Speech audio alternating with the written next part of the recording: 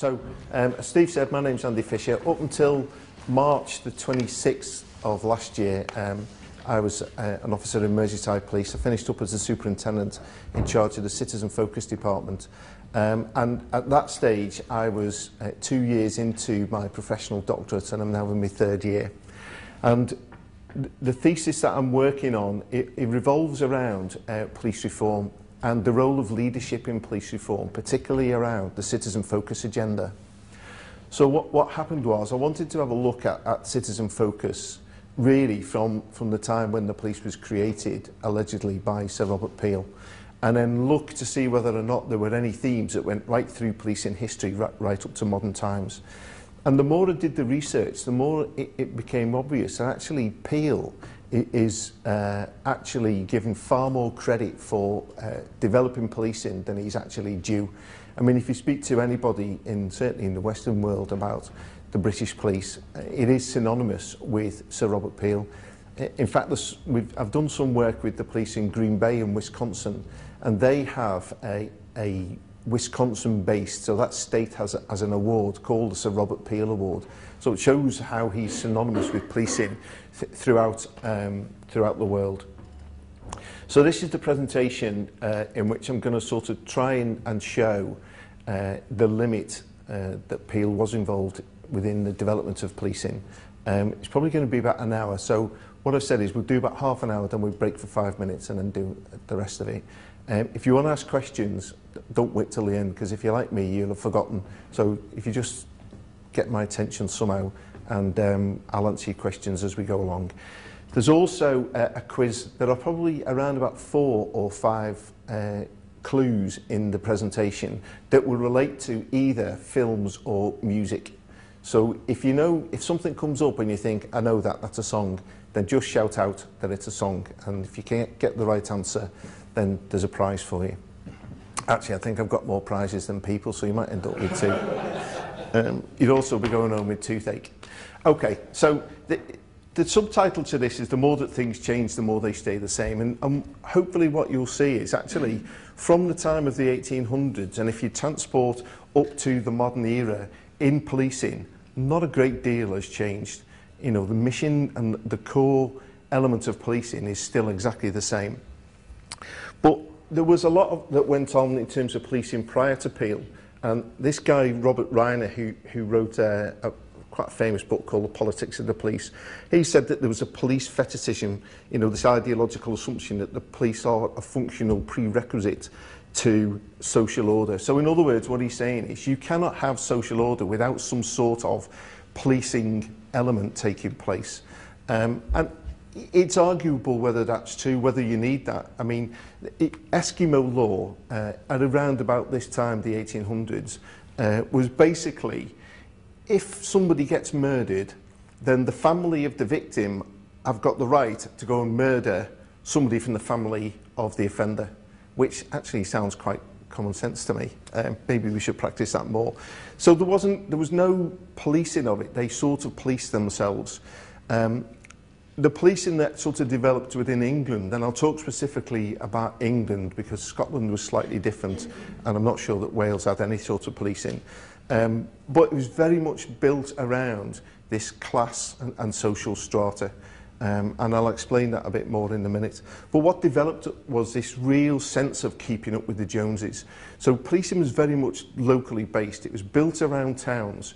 And if one town had some sort of policing element that was successful, the next town wanted it. And then the next town wanted it, and the next town wanted it. And then if they developed something better, the next town wanted it. So there was always some sort of common policing element.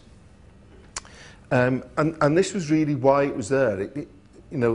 Robinson here talks about this society dominated by ruling classes needs this coercive instrument to maintain control over basic resources. So if you think about that time, the 1800s, and prior to the 1800s, you would have an estate and you'd have the lord of the manor. And in order to keep everything shipshape and working properly, the lord of the manor needed some form of policing, not a police force, but some form of policing.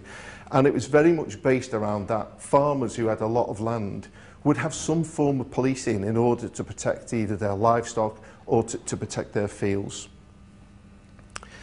And really, what happened was this consolidation of the modern state. So what people realised was the army or the military should be there to reinforce your external boundaries, and some sort of policing system should be there to manage the internal boundaries. Because what had happened was a lot of policing, particularly when they were having high levels of public disorder, the easiest thing to do was to call in the military. And as soon as the military got there, this is where you come in now. What do you think the military did? What? A bit worse than that. They just get their sabres out, or they get their flintlocks out, and they just shoot people. So there was a real move to try and come away from involving the military, because it invariably resulted in somebody dying. And the policing at the time was incredibly local, based on this really locus social control within townships, and rarely did it evolve. I mean, some places it didn't even go within townships. You might have had 3 or 4 lords of different areas, and they would all have different styles of managing that area. And these are just some of the ways that policing was done around that time. There was this thing called tithing, where you would have a group of around about 10 people, and so it was their responsibility to manage the policing of that area. And that person would often be managed by somebody who was called a Shire Reeve. So what did the Shire Reeve eventually become? What did it change into? Sheriff. Yeah, became a sheriff. So even now we've got the local sheriff, but they're sort of more associated with the United States.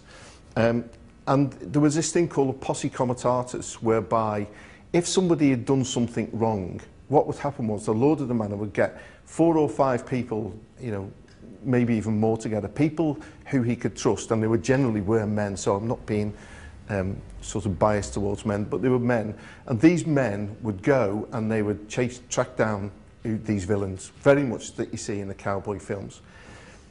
Interesting that we have now this thing called the perversion of posse comitatus. Does anybody know how it is reflected itself now in the States? Okay. In the States at the moment, since the 1st of January, 16 police officers in the States have been shot and killed. Around about 60 odd have been shot in total. And there's a real feeling that there is a right-wing uprising against the police, and it comes in 2 forms. One is a group of people who are called sovereign citizens, and they believe that there is no authority, that they do not have to follow the authority of the United States, so they don't need to pay their taxes, car insurance, driver's license, rates, anything like that. And because of that, they believe that they are entitled to bear arms and to kill anybody who is in authority. The other side of it is posse comitatus, and posse comitatus, very, very similar, very right-wing, who also believe that they're entitled to fight against authority in any way that they see fit. An example of that is, you know, the senator who was shot in the head a few weeks ago, Giffords. The guy who did that, they believe, belongs to this sovereign citizen group, and it's really beginning to build to the extent that the police are constantly changing their tactical training, so that whenever they're going into a really low-level incident like a street stop, you know, traffic stop, they're there automatically with their hand on their weapon, ready to draw their weapon. And it's shown really vividly in a video that is going round. 2 cops who stop a vehicle, and you see the police car camera is facing the vehicle, and one of the cops comes and he's standing between the 2 and he's writing a citation, and you just see him go like that, and he falls. And as he does that, 16-year-old lad gets out of the passenger side with his rifle, walks to the back of the police car and shoots the other cop, kills the 2 of them. And the guy who's delivering the commentary over this, telling you what's happened, is a police chief who is the father of one of these 2 boys, one of these 2 cops that were killed. And he's going on about this really right-wing posse comitatus and this sovereign citizenship. So it's a perversion of something that in this country was developed for good, to catch criminals, that is now being used to target police officers in the States. And then the other one was this hue and cry, and basically when people hear of something going wrong, there would be a big hue and cry, and people would shout and shout and shout until, you know, a group of people would chase whoever has done something. And then the final one is frank pledge, and frank pledge is really interesting because it was brought in by Saxons, and the idea is that you should be able to walk out of your town, hang a piece of jewellery on a tree, do what you're doing, and at the end of the day, come back and your piece of jewellery is there, because the community police themselves. They haven't actually got somebody who's in charge of law and order, but they police themselves. And this was really successful until the Normans came along, and then they tried to bastardise it, and it all went to pot. I've actually done that here twice. When I was working at Hope Street, 3 times, actually, I left my keys in my car. Twice in the boot and once in the driver's door. Came back at the end of the day and they were still there. It was outside the police station, mind. So at the time started to get this real problem. Politicians in particular thinking that they were burying their head in the sand. And the reason for that was, if you think about the time, increased industrialisation and urbanisation. So we're in the time of the Industrial Revolution. We've got all of these factories being built, all of these different ways of processing and manufacturing. And because it was becoming automated, people were losing their jobs. Hello, are we not in the same position now?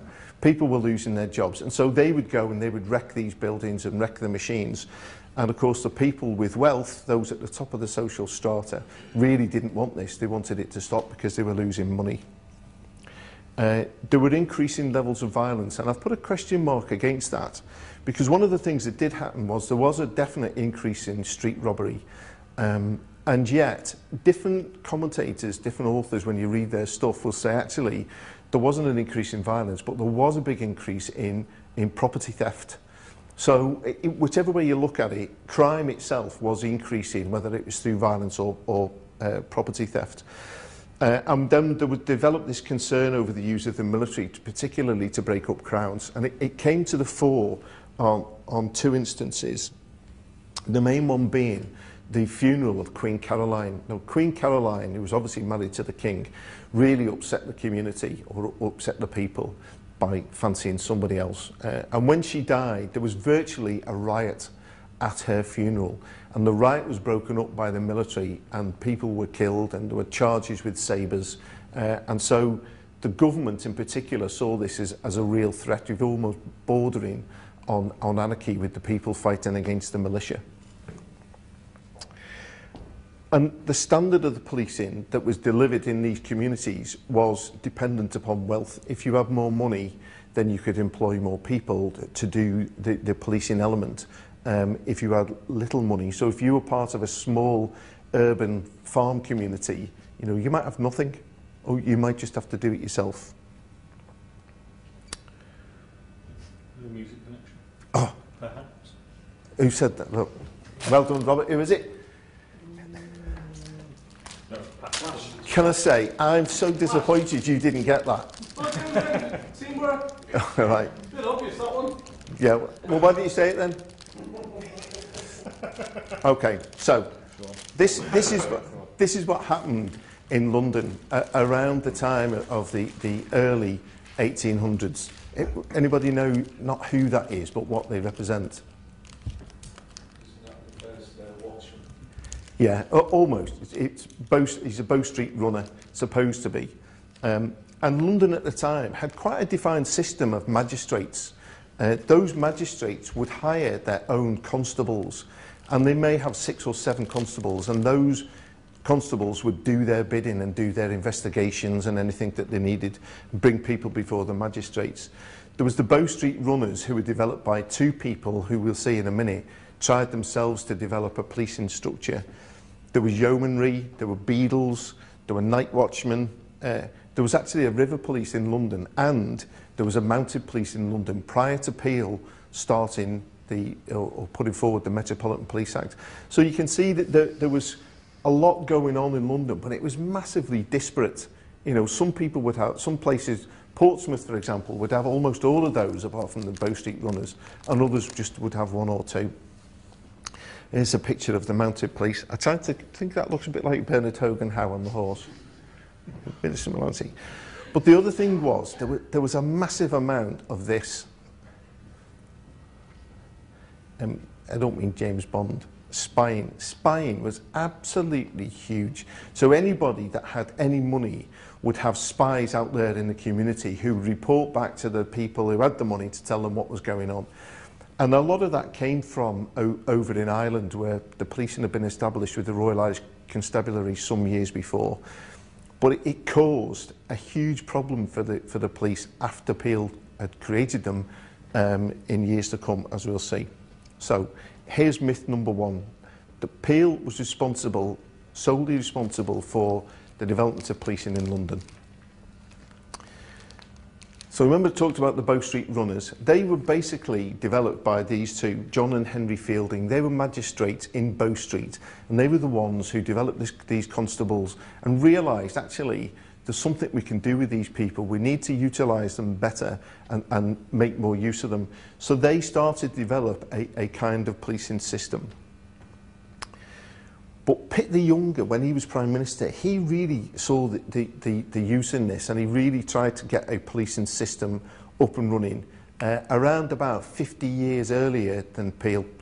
And he failed for two reasons that really became a problem after that.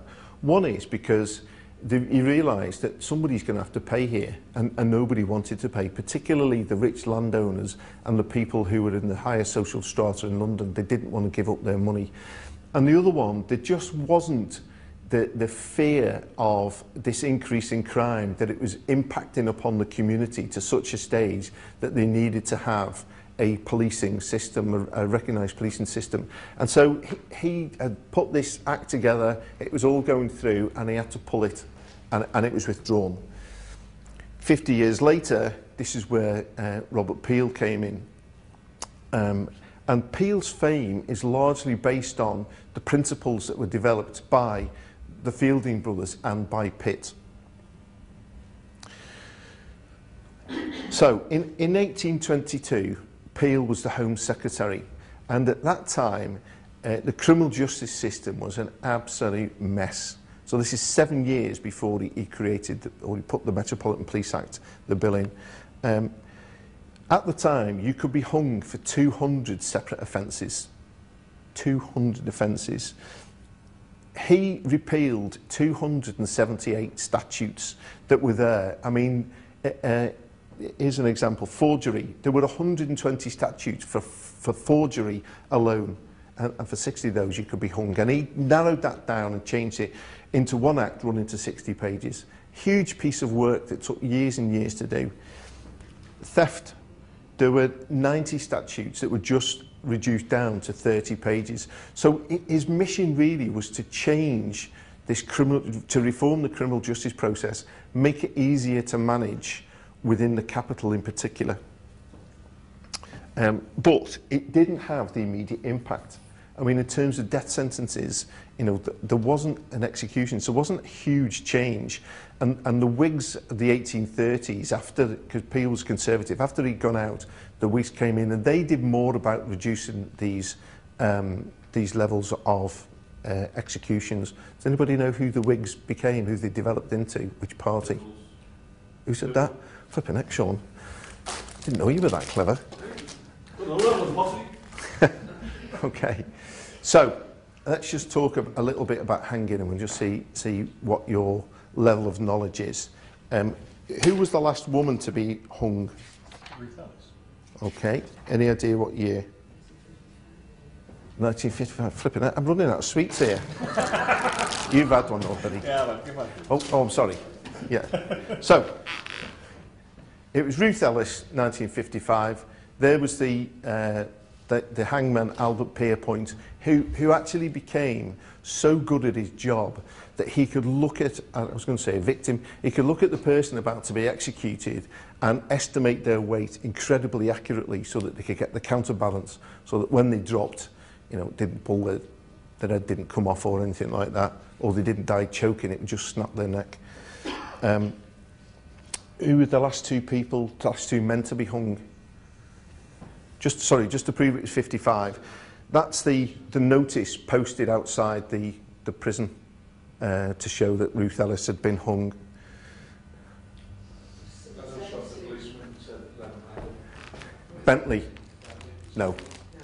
Well, it's strange where it's one at Bolton, wasn't it, at the same time? Have you read my PowerPoint? I can't remember the names. No, I've read a book or so. I read a whole lot about that stuff. Okay, why were they hung simultaneously?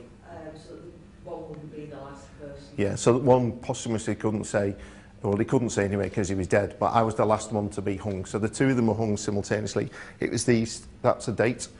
Peter Allen, who was hung at Walton, just down the road, and Gwyn Evans. And there's some question mark over whether or not they should have been hung. So both taking place at 8 o'clock in the morning. And the Murder Act 1965 removed the possibility of execution from that point, apart from treason or high treason. So in terms of preparation for the development of policing, Peel had been instrumental in the development of the Irish police, which coincidentally, and if you think about it, there is a logic to this. The Royal Irish Constabulary were very much a paramilitary organisation. They lived in barracks, they were armed, they were deemed as a force, they patrolled in numbers, and that was copied. Any idea which country copied that style of policing? And you can actually see that they have copied it. A paramilitary... Who? French. No, not the French. There was a real fear of developing a gendarmerie by the British, which is why they sort of moved away from that. It was India. India utilised as a model the Royal Irish Constabulary style of policing. And Peel had been involved in that when he was the Minister for Ireland. And when he was the Home Secretary in 1822, he also tried to introduce some sort of a policing function, which also failed, primarily because of those reasons. It was felt that it was a challenge to the liberty of free men, and also it would be too costly. But he didn't give up. And this is where, I mean, if nothing else, Peel was an incredibly canny politician. He wasn't known as a great orator, but actually when he stood up in Parliament, people really did listen, and some of his speeches were like 2 and 3 hours long. I don't think they have anything like that these days. But he was determined. So what he did was he set up this parliamentary commission, and he basically fed them and said, look, here's all the information. What I want to come out of that is for you to recommend that we need some sort of a policing system. So it was almost a done deal, if you like. And possibly the first time that we'd ever heard of performance indicators, you know, for the police in the 1800s. And at the time, this is where everything sort of fell in line for Peel, because there was just absolute chaos in Parliament. Governments were lasting, you know, only a few years. Prime ministers were changing quite quickly. The Prime Minister around about this time was Lord Liverpool, and Lord Liverpool has only been exceeded in terms of the time that somebody's been a Prime Minister by Maggie Thatcher. He was Prime Minister for ages, but then he fell ill and he left. Somebody else came in, they had a stroke, they left. Somebody else came in. So there was a huge turnover of Prime Ministers, but also there was this real issue around Catholic emancipation. Now around this time there were quite a number of Catholics who, they were a minority, but they were in the government, in the Parliament, but they didn't have the vote. And particularly those that came over from Ireland. And there was a huge movement to give them the vote, and Peel had been against it and against it and against it, until in the end he had to change and say, okay, I agree and I'm for it. And he was called a rat, he was called all sorts of things, but he almost used that as something, as a diversionary tactic, and he sneaked through this Metropolitan Policing Act in 1829, and it was developed purely in a skeleton form. And the reason for that was he knew that if people, there was a lot of detail in there, people were going to pick on the detail and say, we're not happy with that, you know, we're going to stop it from happening. So he just put it in really, really basic skeleton form. And in it, he included the City of London. And then when the Act was enacted, he took the City of London out. Anybody know why that is? It was all to do with money. You know, the people who were the people with money in the City of London still didn't want to be policed, they didn't want a system. So because he realised that that was a blockage, he took it out. And so that's why we have a separate City of London police. But he did realise at that point that he'd probably bitten off more than he could chew. And he needed something, he needed to move it forward. So this is myth number 2, that Peel was responsible for the development of all areas of policing. Beatles? No, you've had one. Somebody else said the Beatles. You probably weren't alive when the Beatles were singing, so you know. Okay. Sure. So he needed some help. And so what he did was, he wrote this letter to this fellow called William Gregory. And these are the actual words that are in the letter. Now, I'm fed up of hearing my own voice, so I need somebody who's got a booming voice who can read this out. Just a volunteer. No, you were too late, Sean. Right, so in the letter, this is what he wrote. So you need to sort of put on a bit of a posh accent of the time, although Peel was Lancastrian. So if you've got a Lancastrian accent, that's okay. He must be a very superior man, a man of great energy, both of body and mind, accustomed to discipline and with the power of enforcing it, and taking an interest in the duty assigned to him. Then he must be a gentleman and entirely trustworthy. Okay, so what he's doing there, he's setting out what he wants as a commissioner. Somebody who can be relied upon to deliver and put the flesh on the bones of this skeleton that he's done. And he's really setting an incredibly high standard. And actually, Gregory put forward somebody who said will be absolutely ideal, and Peel says, no, don't want them. And so eventually, he got, this was the first one, this is Sir Charles Rowan, very distinguished army officer. He'd been he was an adjunct in the light infantry. He'd been in the light brigade. He'd fought with Wellington. He was a magistrate in Ireland. Very, very unusual, rare, and outstanding quality. He's said to have had. Very calm and very much a strategist. And his job initially in 1829 was to work on the structure of the new police. What would it look like? You know, and he based it very much on his military background. So we ended up with divisions, we ended up with sections of men, because they were all police officers. The second commissioner was this fella, Richard Mayne. And Richard Mayne was a solicitor who'd also been working over in Ireland. So you can see the connection there. Peel's been the minister over there. Rowan was a magistrate. Mayne had Irish connections. 14 years younger. He was the brains behind all of the legal stuff. Very aggressive. And when you see later on, there's a lot of challenges to the policing. Often it was Mayne that was used to rebut these, and he did them very cleverly through everything that he'd learned as a barrister. And so, Sean, you can do this one. Remember I said that he'd introduced the Act in skeleton form, and he needed something, he needed somebody to put the flesh on the bones. So this is what he wrote to Lord Rosslyn on the 7th of July. 2 magistrates, commissioners, are to submit to me a detailed plan for organising the police. So basically what he's done is he said, yeah, over to you. Organise it, come up with some sort of organisation. How's it going to work? Who's it going to involve? How are we going to get those involved? And he basically took a massive step to one side. And part of the reason for that was he was heavily involved in this business around the Catholic emancipation, and he just didn't have the time to do it. And in picking the 2 people that he did, that then gave him the breathing space to enable them to deal with that, and he would go on to do other things. We'll just go on for a little bit and then we'll stop. Come on, there's a clue there.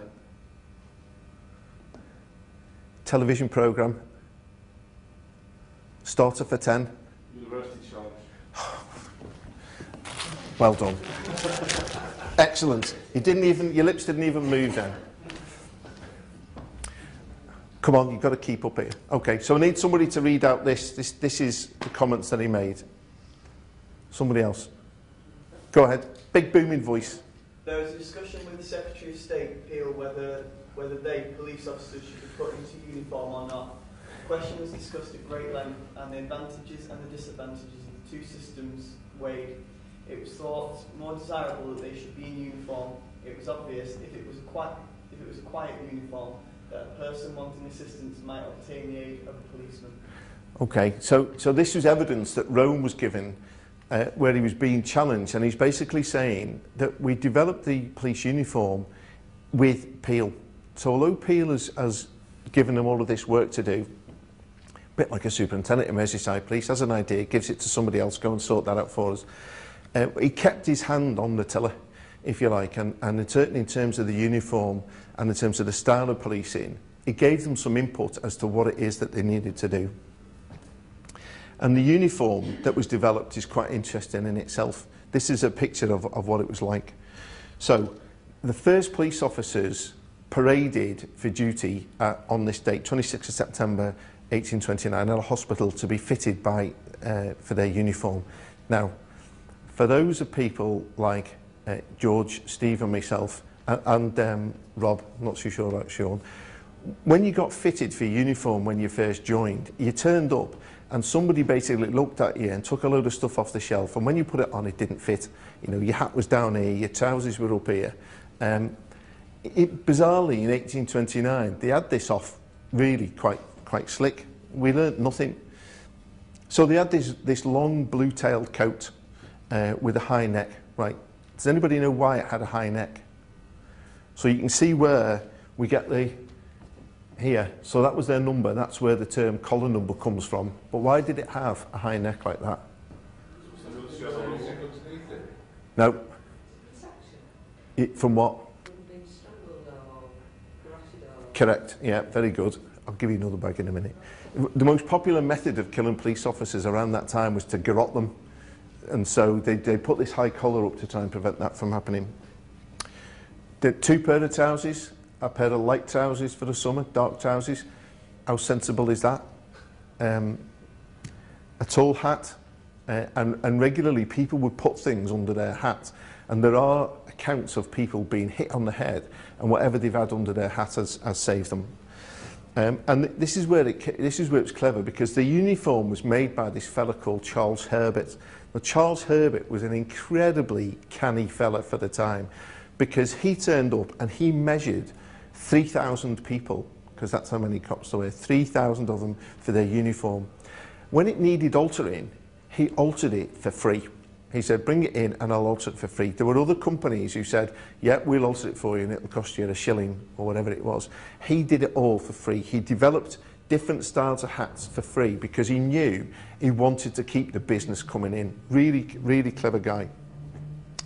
This guy Parker supplied 1,000 rattles and batons, lanterns, handcuffs, cutlasses and pistols. It's a myth that the police of 1829 were unarmed.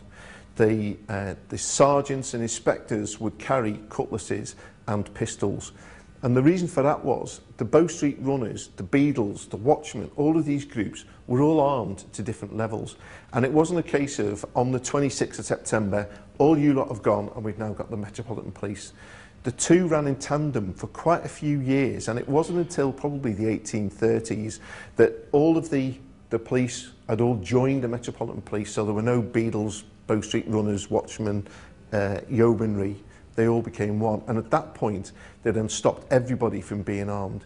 But also the public at the time were armed, and it wasn't until the 1830s that they were able to say, right, you know, you don't need those arms now because we're here to protect you, and they all gave up their arms.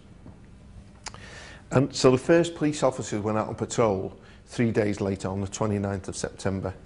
These are just examples. That's what the rattle at the time looked like, and the handcuffs.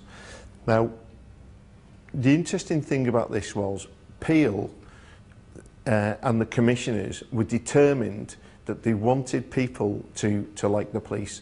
So what they said was, you cannot patrol with your baton in open view. So it had to be stuck inside their long-tailed coat at some point. And it wasn't until much later that they were able to sort of have it out on open view. So I'll just show you these pictures and then we'll break for a couple of minutes. So these are just pictures that shows what the uniform was like. If you bear in mind that 1829, there was no photographs in the local paper, there was no Sun or Daily Mirror. So a lot of these things had to be drawn.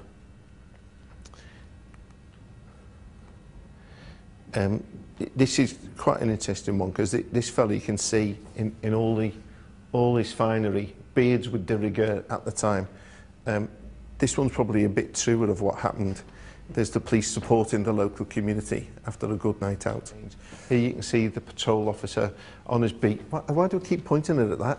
The patrol officer on his beat, there's his baton in his hand, and he's got hold of a ne'er-do-well there, and you've got the lady coming up behind to fight them off. This lad's going to throw something at the police officer, and actually 100 odd years later, where's the change between the two, other than there's a few more of them going fighting.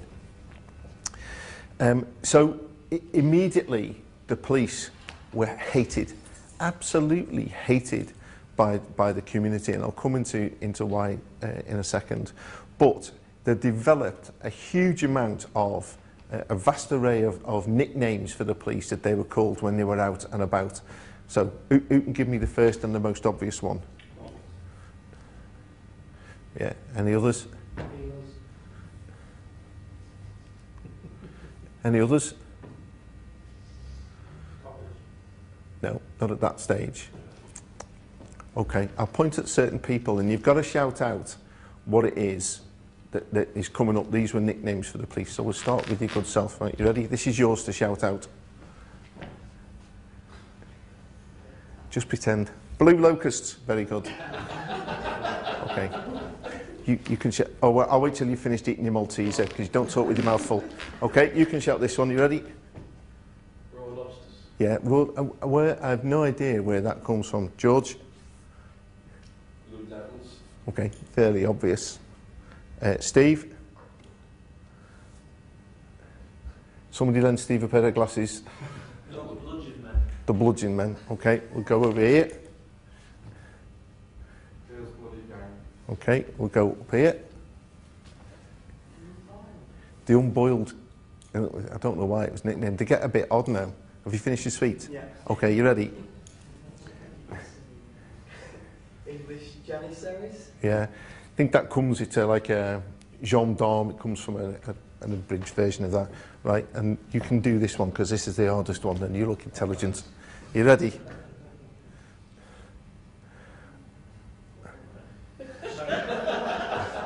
Sanguinary, South losers. Yeah. Well, I've no idea what that means, but that was quite a common nickname for the police, sanguinary cerebruses. Does anybody have any idea what that means? Pardon? Yeah, headbangers, good one. Okay. So, one of the things that Peel was determined to do, he didn't want the police to be from the higher echelons of society, because he wanted them to have a connection with the people. So this was an instruction that he gave to his commissioners in terms of the selection of people. Who's going to do this one? Do you want to do this one for us? You ready? Have you done? Oh, you've done one, haven't you? You can do it. Yeah, you ready? I've forgotten your name now. Paul. I should know that because we email each other. Not over a lot of things, yeah. Okay, you ready? The chief danger of the failure of the new system will be if it is made a job, if gentlemen's servants and so forth are placed in the higher offices. I must frame regulations to guard against this as effectively as I can. So Wellington at the time was the Prime Minister, and this is what Peel is saying to him, you know, it's going to fail if we get the senior officers, particularly from the armies, if you get senior officers coming in to be police superintendents and to be senior officers, because he knew that the communities would just not talk to them. They wouldn't develop that bond. And that's why he instructed, I'll come to you in a sec, he instructed Mayne and Rowan to make sure that it was the common man that became police officers. And the only caveat that they brought back and said, look, we need some seniority here, and we need some people who've got some idea of what it's like to be a ranked officer. So the superintendents at the time came from either sergeants or colour sergeants. So there were people that had some responsibility within the army. Everybody else was just taken from, a lot of them transfer from the Bow Street Runners, the Yeomanry, all those sorts of things. Could this be seen then as kind of the start of the special constabulary as well, in the sense that making it a job, making people paid. The intention was to keep them, the common man, unpaid, doing the job, kind of part of the community. Good point. Well, actually, it's not quite right. However, there was a huge special constabulary. What happened with it was, remember I talked about that posse comitatus? That sort of developed to, if ever there was an event that was going on and the police needed to bolster their numbers, there was always people that they could call on, and they became special constables. To the point when there was an election taking place, and there was a guy called Francis, I can't think of his surname, Francis something, and there was huge crowds outside where this election was taking place. And so the police called 700 special constables who just turned up like that, who stayed on duty for 3 days. I mean, you can't get that these days for them to stay on duty for 3 days. But there was a lot of special constabulary around at that time, but it just wasn't an official thing. They'd be brought in, sworn as the specials, go and do this, do it, and then off they would go. So the mission for the police at this time was this. It was all around crime prevention. And in order to do that, it was recognised that the style of policing was going to be really, really important. And this is where the police developed these general instructions. They needed this acquisition of goodwill, so they needed people to accept them as being an air of authority within their communities. However, in the first 2 years, out of those 8,000 recruits, 4,000 were either resigned or were sacked. What was the major reason for them being sacked? Drunkenness. Very good, Sean. I should have known you'd have got that one. Drunkenness. Huge amount. There was a lot of them resigned because it just wasn't what they thought it was going to be. A lot of them were put on night duties and they couldn't cope with the night duties. So there was a massive turnaround in people. So you can imagine what it's like to try and train those people.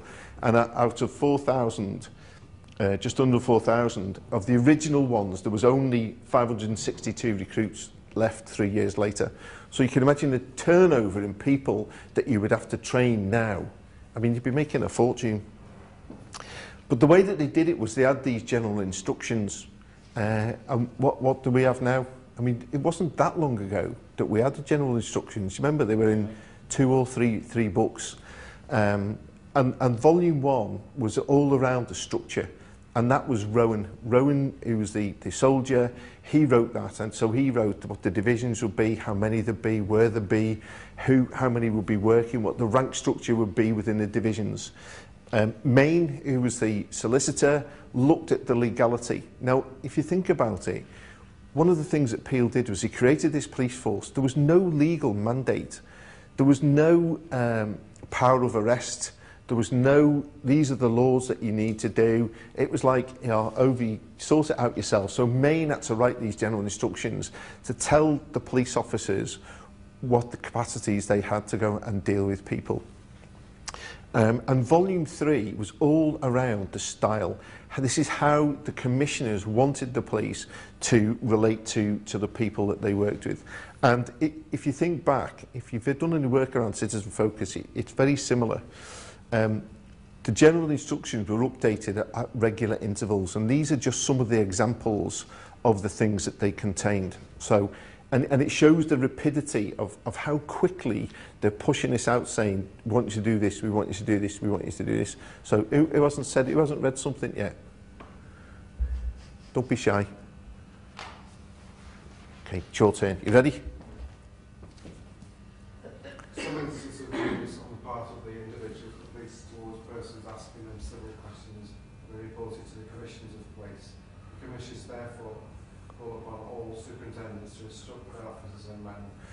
So there he's talking about incivility of the police. And I was interviewing Helen King earlier on today for my thesis, who was saying that this is another issue that the police nowadays are looking at, you know, incivility within the police service.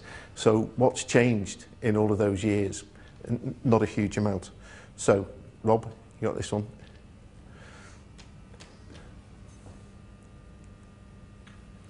The Commissioners take the occasion again to warn the whole of the police force on the subject of the most perfect civility at all times being shown to the public, of whatever class, as any man who acts otherwise cannot be allowed to remain in the force. So basically, they're reinforcing that, saying, look, if you're going to be in civil, you're going to get sacked. And that's the end of it. Okay, so again, we've got the referred officer scheme, but again, the threat is there, isn't it, about that level of incivility can't be, it won't be tolerated. So in terms of the sergeants, they weren't allowed to miss out either. You ready? You're on. Civil and attentive to every person and render every information and assistance in their power. So even to the sergeants, he's saying it's not just enough for your staff to be civil, you've got to be the same. So you've got to set some sort of standards and then you've got to make sure that your staff follow them. So in terms of the style, that was written in the general instructions, that was written by Mayne and Rowan. Rowan in particular, because Rowan was heavily influenced in this area by somebody that he'd served with in the army. Okay, Peel, not involved.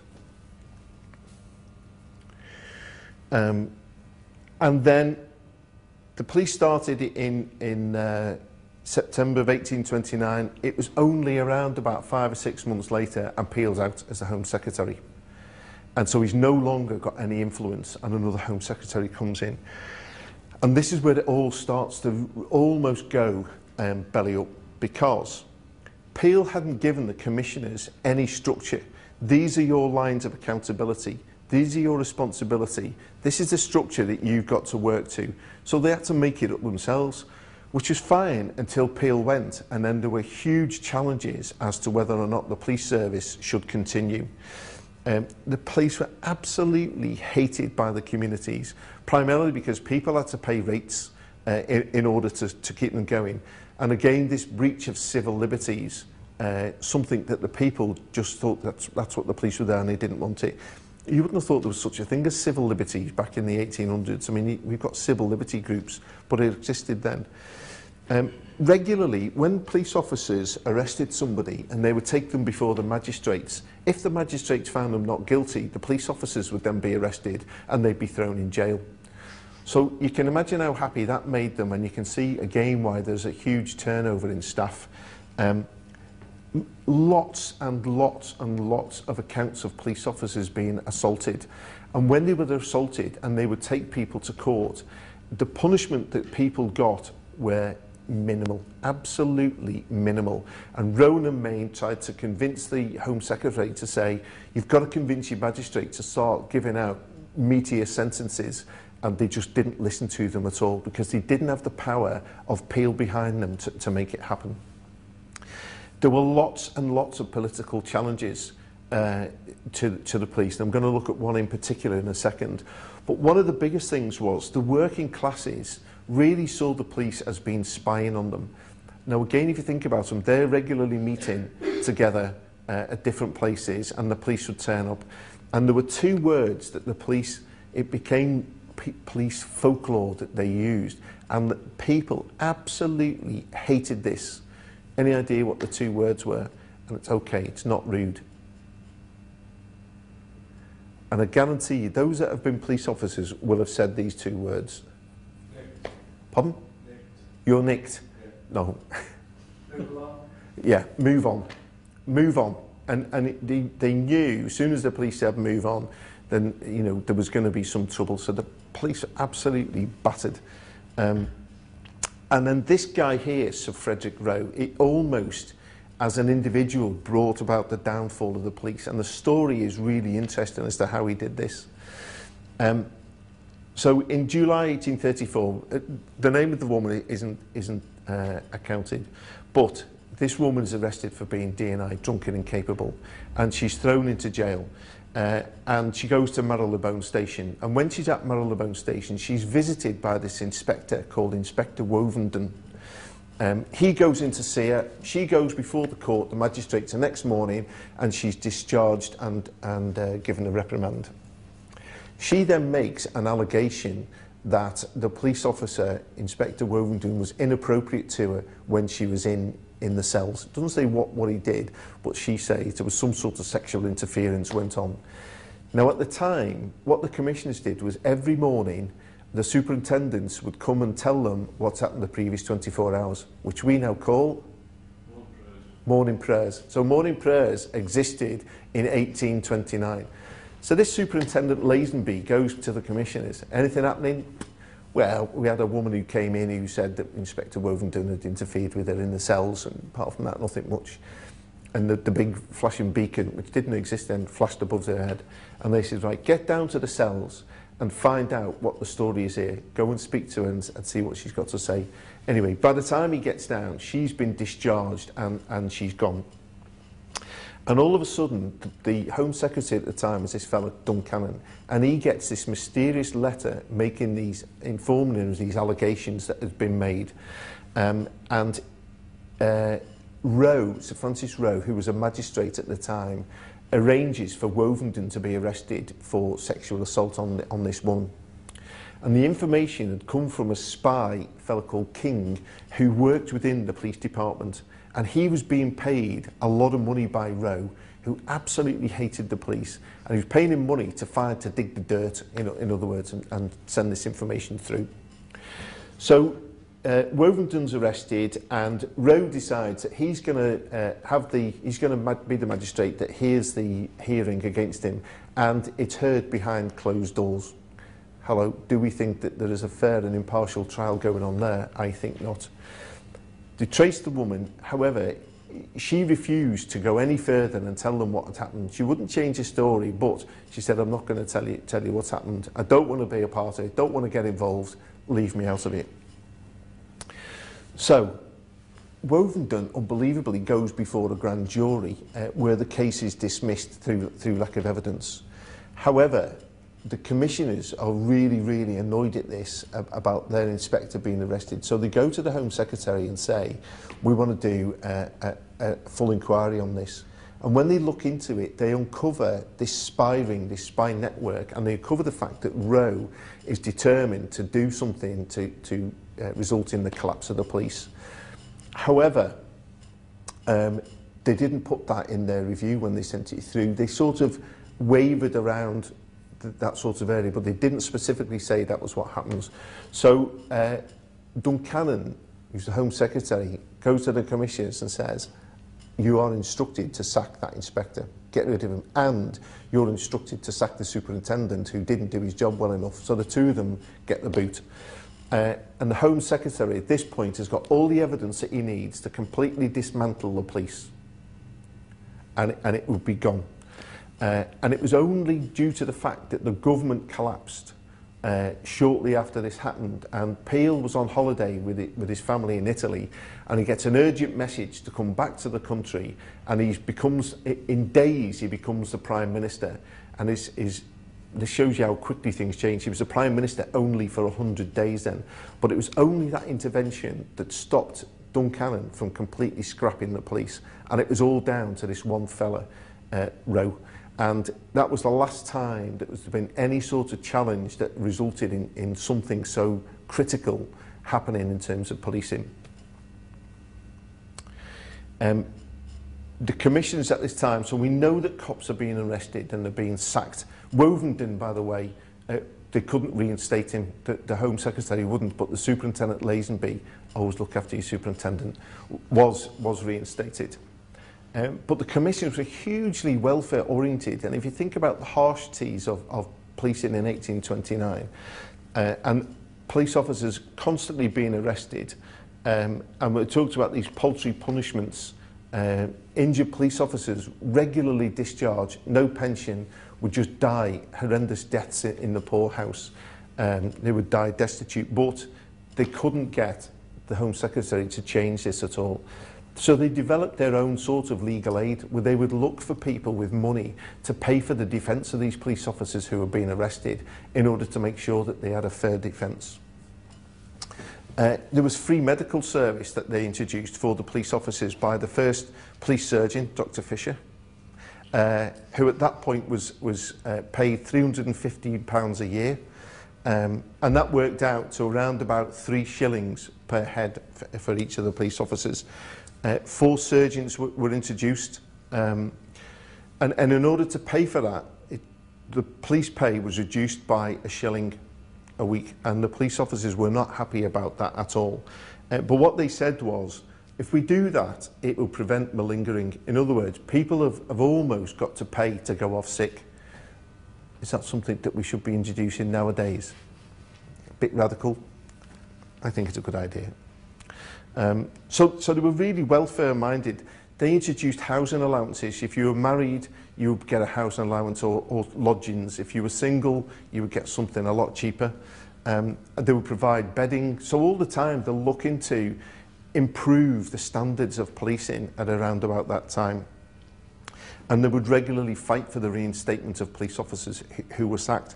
All of this was done by the commissioners. Peel has gone. It's got nothing to do with him whatsoever. And eventually they started this winning the hearts and minds. People saw that the police officers as being friendly. The police officers became careful in how they exercised their authority. They sort of became less tyrannical, and there was less of this bullying going on. And they wanted to develop this system where people would just quietly go about sort of utilising their authority and fulfilling the instructions of the commissioners. As I said, their arms went increasing in social amenities, so people began to use parks and other places because the fear of crime was starting to diminish. And yet, you know, if you put that towards now the big society and what the government are trying to do, where local people have taken over some responsibility for policing these areas, there's not a lot of change there. And then this is when they developed the 9 principles of the law, which are accredited to Peel, called Peel's 9 principles of the law. He wasn't there at the time, but played a very minor part in it. And this was an article that was published in Punch, and this is viewed pretty much as what turning the tide. George, can you do this one for us? The police are beginning to take that in the affections of the people that the soldiers and sailors used to occupy. In these happier days of peace, the blue coats, the defenders of order, are becoming the national favourites. So there began to be this change from rioting that was taking place and the police being battered, almost to the point of this acceptance. And part of that was when the police policed the Great Exhibition in the 1850s and did a tremendous job, because it was thought that there'd be large-scale theft and pickpocketing, and actually there was very little crime happening because of the numbers of police officers who were there. And this guy Reeve, there are about 3 people that write about police history. There's Reeve, there's a fellow called Critchley, and another fellow called Redzinski.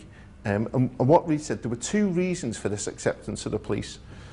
There was this stoic and unimaginative manner. In other words, people just followed the instructions that they were given. Unflinchingly fearless doing what had to be done, and lower ranks fulfilling their unpleasant duty. For those of you that are new, it's not really unpleasant. Well, it can be unpleasant sometimes. But this is all about the rank and file doing what needed to be done. So he's saying those people there are partly responsible for this acceptability. And the other one is the inspirational guidance, the justice and friendly service from the first 2 commissioners. 2 reasons for the success of the police. No mention in there at all of Peel. Sort of coming towards the last bit now. So there was this thing called this bifurcation or bifurcation of policing. Does anybody know what that means? It's where something goes 2 ways and splits off. So remember, the commissioners wanted this crime prevention and they wanted to work with the people. Well, there's a comment, I think, by Reiner who refers to the police as being the band-aid on society. And these are some of the things that the police had to do. Once they were accepted, people were sending all sorts of requests for the police to do this, the police to do the other, and these are some of the things they ended up doing. Firefighting, weights and measures, control of sanitation, nice job if you can get it, issuing of control licences, building control and inspection, collection of taxes, delivery of post, cleaning mud from the pavements, suppressing slide making, top spinning and hoop trundling. How many people here have trundled their hoop? Prevention and the use of pavements by smokers, sandwich board carriers, and the best one of all, I think, I don't know anybody who's actually done this, ringing of a bell by muffin men on a Sunday. So if you ever hear the muffin man ringing his bell on a Sunday, it's the job of the police to stop him from doing that. So all of a sudden, the police are just becoming overwhelmed with these other things that they have to do. Is that any different from today? It isn't, is it? The public expectation is absolutely vast. You know, whenever there's an issue, one of the first things they consider to do is to call the police, and their expectation is we will solve whatever that issue is. So looking at the spread of policing, it was really patchwork throughout the country until we had this Municipal and Corporations Act. And some people used the same structure as the Metropolitan Police, and some people didn't. It was really left down to those. But what was interesting was, again, wherever they went, they had these huge riots. Manchester and Leeds in particular had these massive riots, and bobbies were battered, absolutely battered. So they developed mutual aid. Think it's a modern thing. It just isn't. Where did the mutual aid come from? The Metropolitan Police. Now, for those of us that were involved in the miners' strike in the 1980s, whenever the Metropolitan Police turned up, there was chaos. I can remember one place, I think it was in Nottingham, that a stolen van appeared in the courtyard of the police station that the Metropolitan Police had stolen and driven up there, allegedly. There was thefts, there was all sorts going on. So these outlying countries would call for help from the Metropolitan Police, who would come up, but eventually the Commissioner said, enough's enough. We can't police our own, you know, the metropolitan area if we're losing all of these people. So they called a stop to it. But it was a regular occurrence. As I said, the police were just hated. Oh, flipping it. Excellent, man. Excellent. You can tell you're a modern music lover. Oh, sorry. No, the interesting thing here... Sorry about this, but can I just get another take? Yeah, sure. Take 2 minutes. 2 or 3 minutes. Okay. One of the things I forgot to mention, as Steve mentioned it to me before, was the detective division wasn't introduced for well into the 1830s, 1840s, primarily because one of the reasons that they put the police officers in uniform was because they wanted them to be a visible presence, so people wouldn't think that they were spies. And they said, if we introduce the detective vision, people will think that they're spies, and it will just be a nightmare. It won't work. So the detective division wasn't introduced until much, much later. And I remember seeing a photograph. My dad was a police officer from 1960 till 1990 something. In fact, till 1990. He did 30 years. And I remember seeing a photograph. He was in Wallasey Borough, and you see this picture, and it ran at a borough police station, and there must have been, what, about 250 police officers maybe, and they're all there in uniform. How could you tell the detectives? What was the one thing that detectives wore all the time? Yeah, a trilby. So all these detectives are all there on the edges, all with their trilby on, and that was almost part of their uniform, that they had to wear this trilby. Just in the spying business, given the recent hoo-ha at Kennedy in the protesters and indeed others who were planted in there. Yeah. A lot of the press can't see why that would be necessary. Actually, do you know where there's a huge amount of interest in that in the States? There's a few online police magazines that I follow, and they've picked up on this business of the police using undercover officers and them having sex with people and marrying them whilst they're working. And they cannot get their head around this at all. And I'm not too sure that we can ourselves.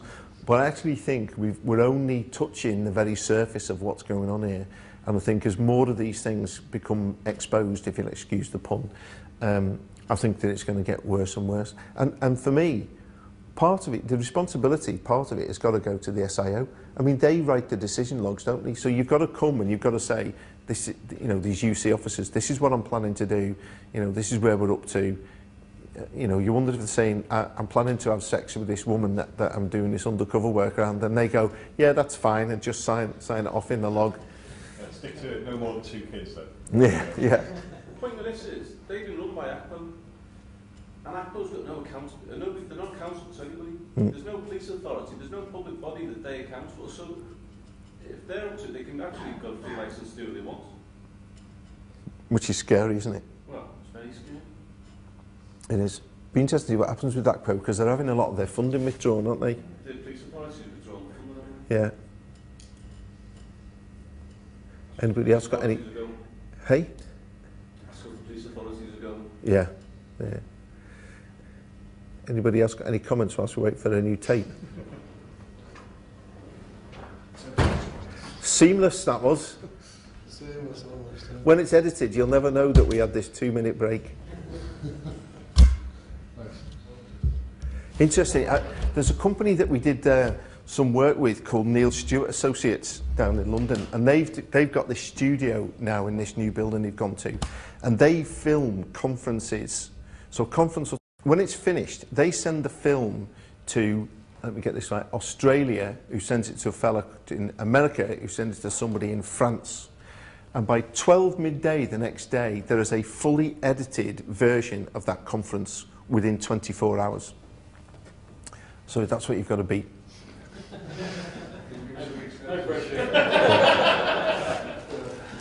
Okay. So, just as interestingly about this baton charge, the baton charge was proposed by this guy called Francis Place. Anybody know ever guess what Francis Place's job was? He was a tailor. And what happened was a lot of the politicians and the commissioners and those senior police officers would call into his place because he always used to give them coffee, so they'd have coffee. And they'd be saying, look, we're really struggling with all of these riots. We don't want to bring in the army because they're going to hack people to death. You know, what are we going to do? And he says, well, you've got batons, haven't you? Yeah. Why don't you do a baton charge? Well, what does that look like?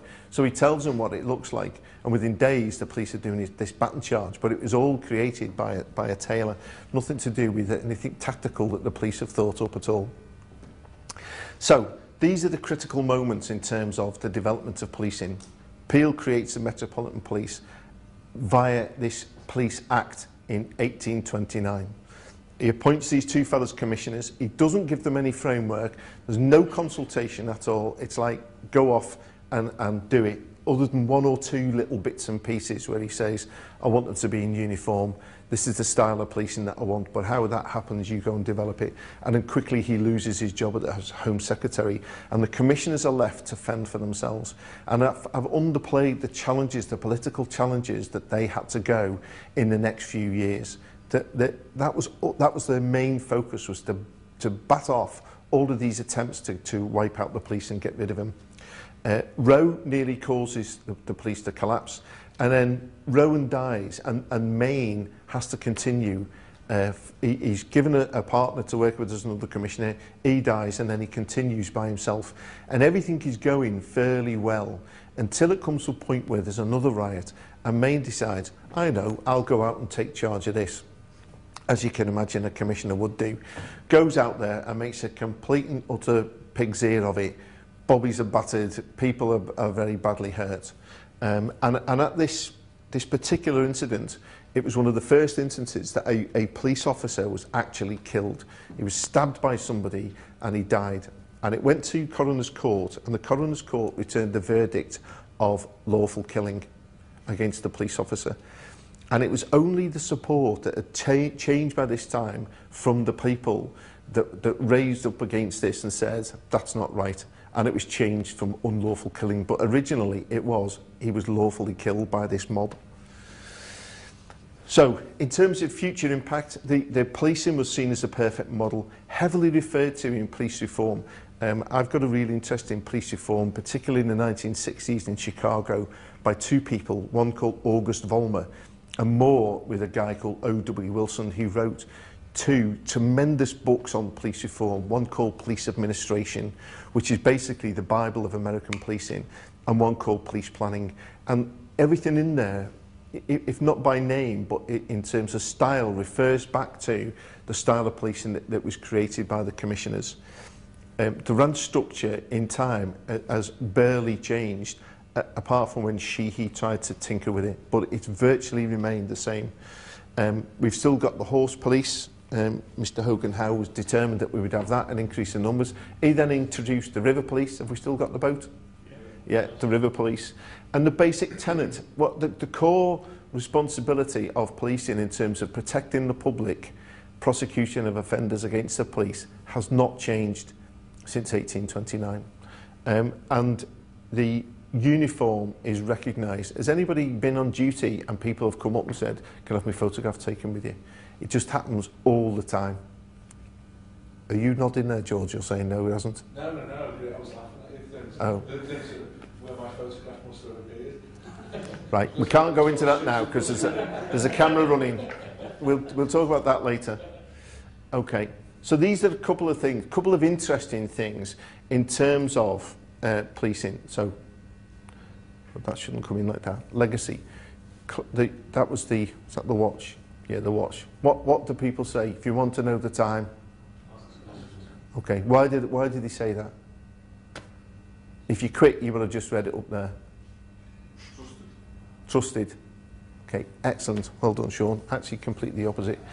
It was the done thing that for police officers, that if you came across somebody who was drunk, particularly those at a D&I, that you would rifle through their pockets and nick whatever they had in there, particularly watches.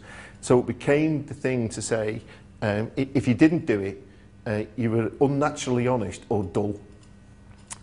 So it was the done thing. If you want to know the time, ask a policeman because he's just stolen somebody's watch from somewhere. Okay, here's another one. Now, this is quite interesting. Let's have, can you read this one out for me? Yeah. Do I know the name of Ferry Street in Wish? I have been looking for the last 3 hours for the name of the church whose lofty spire points to heaven. If you thus make your duties the subject of your conversation and thoughts, you may well get to be intelligent, and intelligence with good conduct leads to promotion. So what that person's saying is, if you can understand where you are, what's going on in that area, what the people are doing in that area, you know, that shows intelligence, and intelligence leads to promotion. That was said by the head constable of Liverpool in 1859. So already there's some sort of an understanding that you've got a police service that relies upon intelligence in order to make it work, and that intelligence can be rewarded. Okay, so this is the second to final slide. Has anybody heard of McKinsey's 7S model? Okay, this model was developed, and what it says is, if you've got an organisation that encompasses each of those 7 S's, then you've virtually got the perfect organisation. So if we apply that now to the policing that was developed by the commissioners, did it have a structure? Yeah, it had a really defined structure.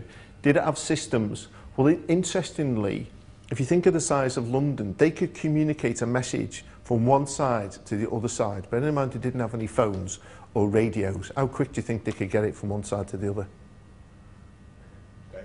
A day? Anybody else?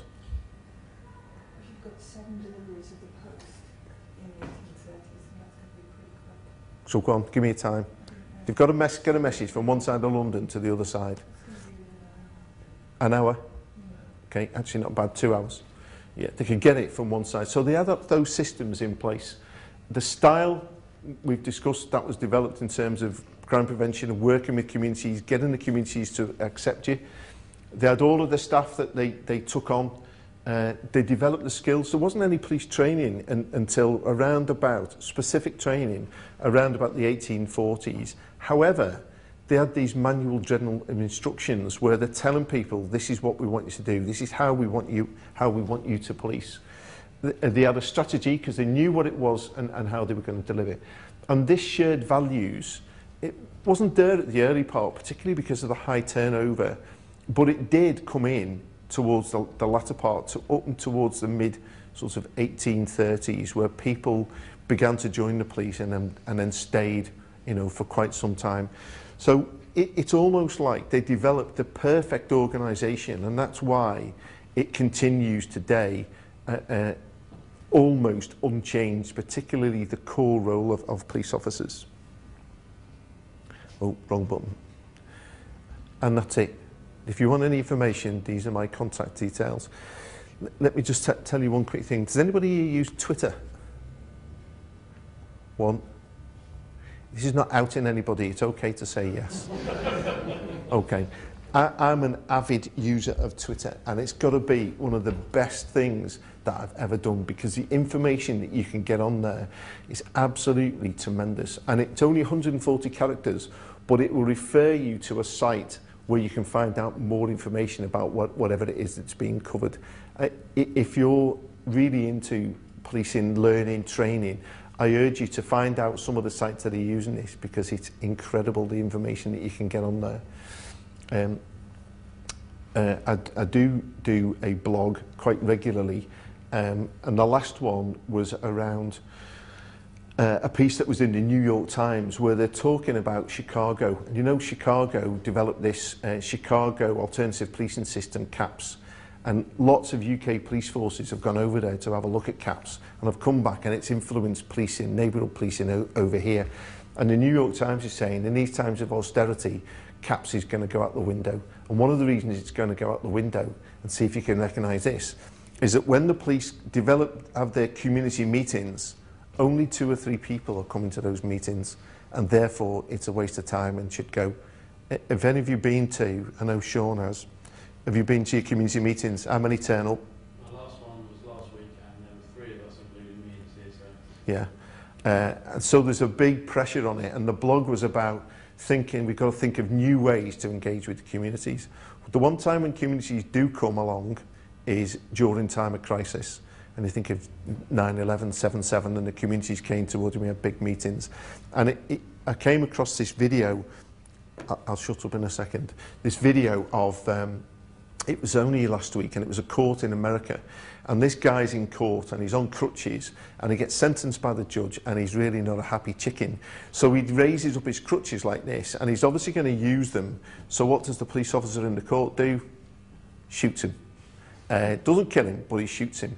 And there is a huge controversy about this, and there is now this community action group against the police, led by this guy called something like Quinton X. And that is what you need in order for masses of people to come. They need something where there's something cohesive happening that they can rise up against, and that's when they'll come and meet you. So the blog is about how do you encourage people. And the other one, did anybody see the piece about the, is it in either Gloucester or Cambridge, where the police inspector has banned his officers from going into a park at night because of health and safety? Yeah. You know, what a fantastic opportunity to do some community engagements and some community problem solving. And I actually saw the video on Sky News. Did anybody see the video that goes with it? And it's a local councillor. And it's filmed in the park, and it's just a park. A lot of sand on the floor, swing, slides, roundabout. The way it's written, you think it was a building site, and it's very, very dangerous. But it really isn't. Okay, that's it. Is there any questions? Yeah.